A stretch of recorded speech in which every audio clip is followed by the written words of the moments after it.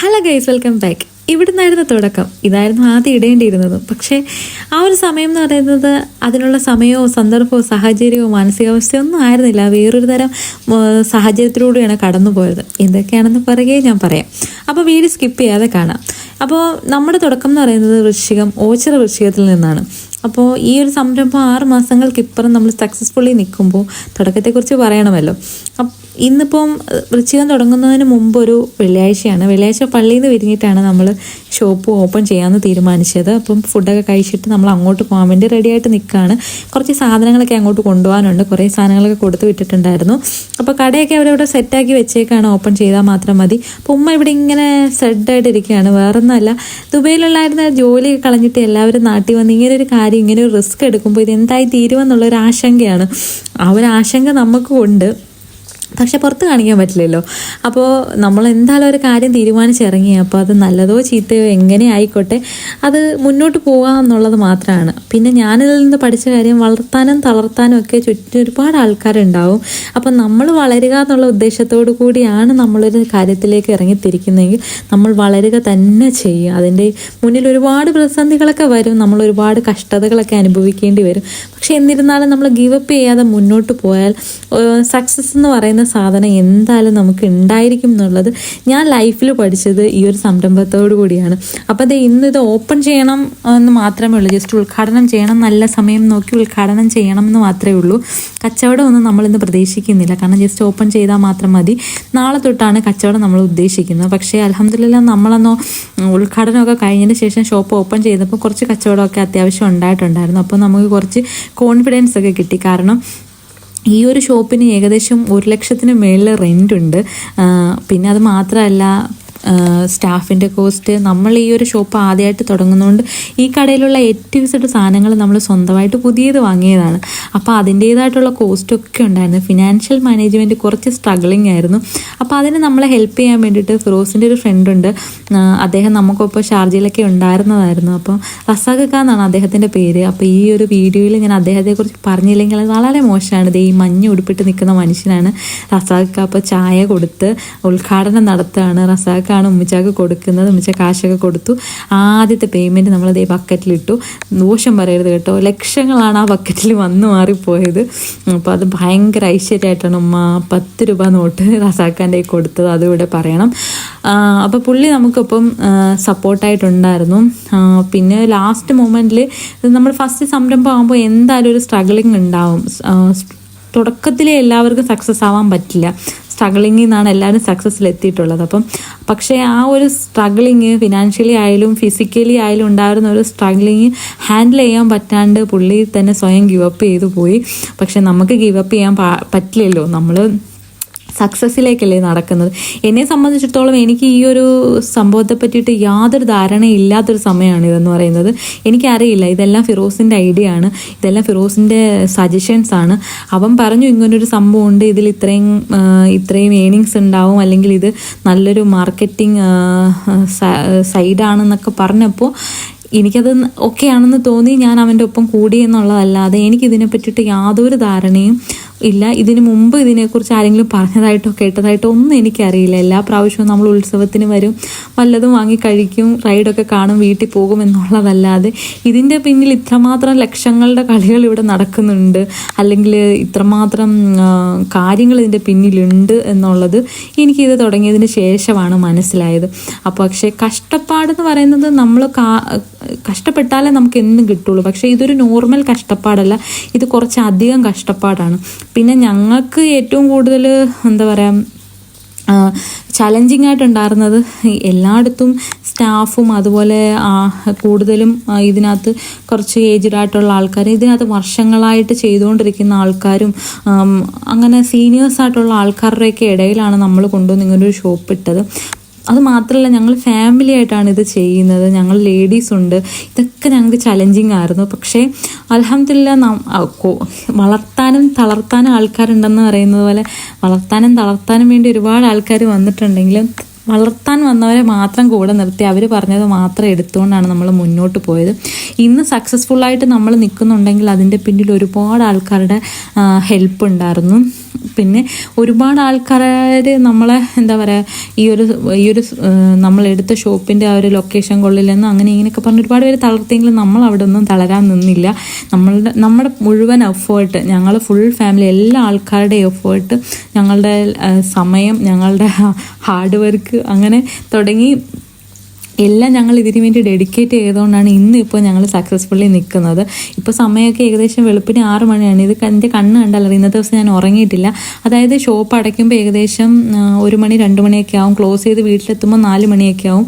അപ്പം നേരെ വരിക, കുളിച്ച് ഫ്രഷ് ആവുക, അടുത്ത കോസ്റ്റ്യൂം ഇട്ടിട്ട് റെഡിയായി തിരിച്ച് വരിക. കാരണം വെളുപ്പിന് 6:30 7 മണിയാകുമ്പോൾ വീണ്ടും ഷോപ്പ് നമ്മൾ ഓപ്പൺ ചെയ്യണം. പല ദിവസങ്ങളിൽ അങ്ങനെ തന്നെയാണ്. അല്ലെങ്കിൽ പിന്നെ ചിലപ്പോൾ 2 മണിക്കൂറൊക്കെ ഉറങ്ങും.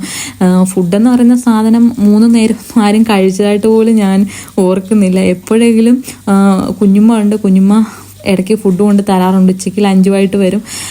എനിക്ക് തോന്നുന്നു അത് മാത്രമായിരിക്കും ഞങ്ങളുടെ ഒരു ദിവസത്തെ അന്നത്തെ ഫുഡെന്ന് പറയുന്നത്. പിന്നെ ഇതുപോലെ ഇടയ്ക്ക് ഈ സ്നാക്സ് എന്തെങ്കിലുമൊക്കെ എടുത്ത് കഴിച്ച് വെള്ളമൊക്കെ കുടിച്ചിട്ട് അങ്ങനെ അഡ്ജസ്റ്റ് ചെയ്ത് നിൽക്കലാണ്. അതായത് ടൈമിന് ഫുഡില്ല, ഉറക്കമില്ലാണ്ട് 12 ദിവസം ഞങ്ങൾ അതുപോലെ കിടന്ന് കഷ്ടപ്പെട്ടിട്ടുണ്ട്. അത്രമാത്രം സ്ട്രഗിളും അത്രമാത്രം ഹാർഡ് വർക്കുമാണ്. പിന്നെ കുറേ സ്കില്ലുകളുണ്ടായി ഇതിൽ. ഫസ്റ്റ് പഠിച്ച സ്കില്ലെന്ന് പറയുന്നത് ക്ഷമയാണ്. എത്രമാത്രം ക്ഷമയുണ്ടെന്നുള്ളത് ഇത് തുടങ്ങിയതിന് ശേഷമാണ് മനസ്സിലായത്. പിന്നെ അത് മാത്രമല്ല, ഇതൊക്കെ ചെയ്യാൻ പഠിച്ചു. ഈ huge quantity food snacks prepare ചെയ്യാനായാലും കുലുക്കി സോഡ സർബത്ത് ഇങ്ങനെയൊക്കെയുള്ള കാര്യങ്ങളൊക്കെ സ്വന്തമായിട്ട് ചെയ്യാൻ, അത്രമാത്രം കസ്റ്റമറിനെ ഹാൻഡിൽ ചെയ്യാനൊക്കെ ഉള്ള സ്കില്ലുകളുണ്ടെന്ന് ഇതൊക്കെ തുടങ്ങിയതിന് ശേഷമാണ് മനസ്സിലായത്. ഇപ്പം ഇന്ന് ഈ ഒരു 6 മാസത്തിനിപ്പുറം ഇങ്ങനെ ഒരു ഷോപ്പ് എനിക്ക് സ്വന്തമായിട്ട് റൺ ചെയ്യാൻ പറ്റുന്ന അത്ര എന്താ പറയുക കപ്പാസിറ്റി എനിക്കുണ്ടെന്നുള്ള ലെവലിൽ ഞാൻ എത്തിയിട്ടുണ്ടെങ്കിൽ തീർച്ചയായിട്ടും അത് ഞങ്ങളെല്ലാവരുടെ ഹാർഡ് വർക്കിൻ്റെ ഒരു ഫലമാണ്.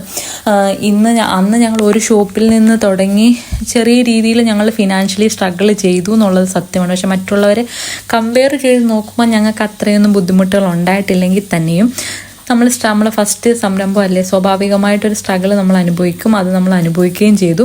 പക്ഷേ നമ്മൾ അവിടെ നിന്നൊക്കെ ഡെവലപ്പായി വന്ന് പിന്നീട് നമ്മൾ 1 2 3 4 ഷോപ്പുകളൊക്കെ എടുക്കാൻ പറ്റുന്ന പാകത്തിന് നമ്മൾ കേപ്പബിൾ ആയിട്ടുണ്ടെങ്കിൽ അതിൻ്റെ ആദ്യ ബാലപാഠങ്ങൾ നമ്മൾ പഠിച്ചത് ഇവിടുന്ന് തന്നെയാണ്. പിന്നെ ഇവിടെ നമുക്ക് കൂടുതലും ഫിനാൻഷ്യലി നമ്മൾ സ്ട്രഗിൾ ചെയ്ത് നമുക്ക് കോസ്റ്റ് മാനേജ്മെൻറ്റിനെ കുറിച്ച് ധാരണയില്ലാതെ പോയത് കൊണ്ടാണ്. കോസ്റ്റ് എങ്ങനെയാണ് മാനേജ് ചെയ്യേണ്ടതെന്ന് നമുക്കറിയില്ലായിരുന്നു. അപ്പോൾ ഇന്നായിരുന്നു ഞങ്ങൾക്ക് ആ ഷോപ്പ് എടുക്കേണ്ടി വന്നിരുന്നെങ്കിൽ ഉറപ്പായും പ്രോഫിറ്റോട് കൂടി തന്നെ നമ്മൾ ആ കച്ചവടം ഫിനിഷ് ചെയ്തേനെ. പക്ഷെ അന്ന് നമുക്ക് ആ കോസ്റ്റ് മാനേജ്മെൻറ്റ് അറിയില്ലായിരുന്നു. അതിനെക്കുറിച്ച് നമുക്ക് ധാരണകളില്ലായിരുന്നു. എങ്ങനെ എവിടെയാണ് ചെയ്യേണ്ടത്, എന്താണ് ചെയ്യേണ്ടത് നമുക്കറിയില്ലായിരുന്നു. അപ്പോൾ എല്ലാവരും പറഞ്ഞതും കേട്ടതും വെച്ചിട്ട് നമ്മുടെ ചെറിയ അറിവിനകത്ത് ചെയ്ത് വന്ന കുറേയേറെ മിസ്റ്റേക്കുകളും കാര്യങ്ങളും ഉണ്ടായിരുന്നു. പക്ഷേ ചെയ്ത് വരുമ്പോഴാണല്ലോ നമ്മൾ ഓരോ കാര്യങ്ങളും പഠിക്കുന്നത്.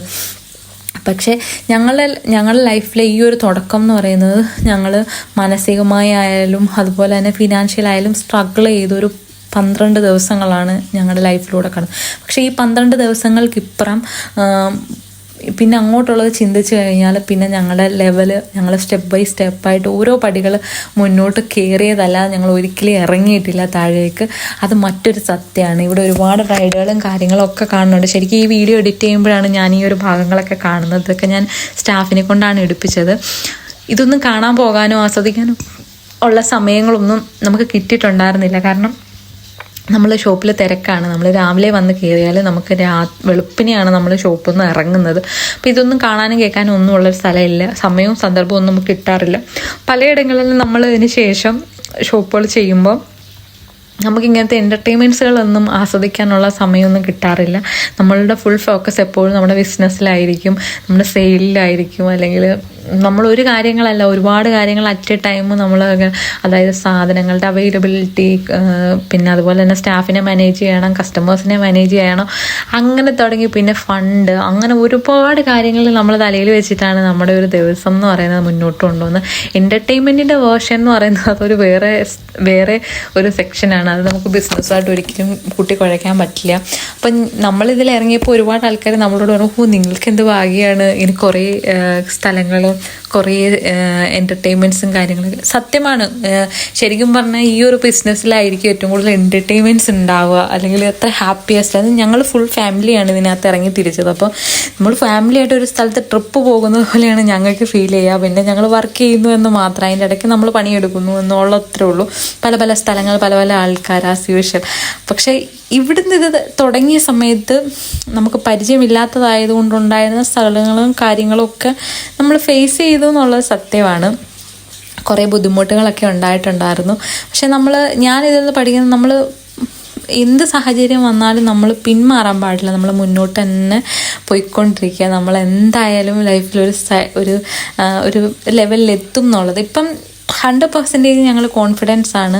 അടുത്ത വൃശ്ചികത്തിന് ഇതിനേക്കാൾ മനോഹരമായിട്ടൊരു ഷോപ്പ്, നമുക്ക് ഇതിനേക്കാൾ 100% മനോഹരമായിട്ടുള്ളൊരു ഷോപ്പ് നമുക്ക് എടുക്കാൻ പറ്റുമെന്നും നല്ല പ്രോഫിറ്റോടുകൂടി സെയിൽ ഉണ്ടാക്കാൻ പറ്റും എന്നുള്ളൊരു കോൺഫിഡൻസ് ഇപ്പോൾ നിലവിൽ നമുക്കുണ്ട്. പിന്നെ നമ്മുടെ കുലുക്കിയുടെ കുട്ടികൾ, ഇവിടെ നമ്മൾ ഷോപ്പ് എടുക്കുമ്പോൾ നമുക്ക് കുലുക്കിക്ക് കുട്ടികളുണ്ടായിരുന്നില്ല. അപ്പം ഞാൻ വിചാരിച്ചു, അയ്യോ ഇവരെയൊക്കെ നമുക്ക് കിട്ടുമോ, അല്ലെങ്കിൽ ഇവരൊക്കെ നമുക്ക് വരുമോ, നമ്മൾ പുതിയ ആൾക്കാരല്ലേ, നമ്മൾ വിളിച്ചാൽ വരുമോ എന്നൊക്കെ ഉള്ള ടെൻഷൻ എനിക്ക് ഉണ്ടായിരുന്നു. പക്ഷേ ഓച്ചിറയിൽ തന്നെ ട്രെൻഡിങ്ങിൽ നിന്ന് 2 പേര് നമുക്ക് വന്നു. അവരെക്കുറിച്ച് ഞാൻ അടുത്ത വീഡിയോയിൽ ഉറപ്പായിട്ടും പറയും. കാരണം അവരാണ് നമ്മുടെ ഈ ബിസിനസ്സിൻ്റെ നെക്സ്റ്റ് ലെവലിലേക്ക് നമ്മൾ അപ്പ് ചെയ്ത് വിട്ടത് അവരാണ്. അപ്പോൾ അവരെ നമ്മൾ മറക്കാൻ പാടില്ല.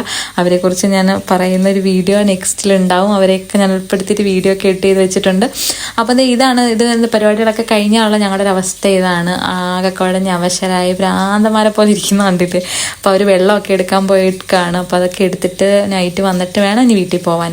അപ്പോൾ ഇതൊക്കെയായിരുന്നു ഞങ്ങളുടെ തുടക്കം എന്ന് പറയുന്നത്. സ്ട്രഗ്ലിങ്ങിൻ്റെ ഒരു കാലഘട്ടമായിരുന്നു. പക്ഷേ അൽഹംദുലില്ലാഹ് ഇപ്പോൾ ഒക്കെ മാറി ഞങ്ങൾ സെറ്റായിട്ട് നിൽക്കുമ്പോൾ ഇത് ഭയങ്കര സന്തോഷത്തോടു കൂടിയാണ് എഡിറ്റ് ചെയ്യുന്നത്. അപ്പോൾ ഇനി ബാക്കിയുള്ള വീഡിയോസൊക്കെ പിന്നാലെ വരുന്നുണ്ട്.